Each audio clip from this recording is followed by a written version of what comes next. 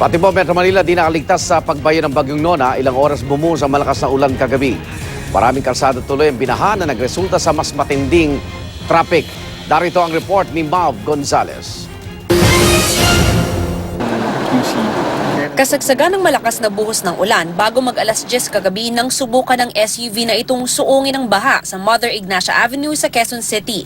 Marahil inakala ng driver na kakayanin ng kanyang sasakyan ang taas ng baha. Pero ang ending, kinailangan ng itulak ng mga tao ang sasakyan para maiahon. Sa lakas ng ulan, agad na ipon ng tubig sa maraming kalsada. Sa Rojas Boulevard, halos mag-zero visibility. Kumpul-kumpul ang mga stranded na pasahero. Kung hindi man, nakipagsiksikan sa mga bus makabiyahe lang habang nakikipagbuno sa hebigat na traffic ng EDSA hanggang iba pang kalsada.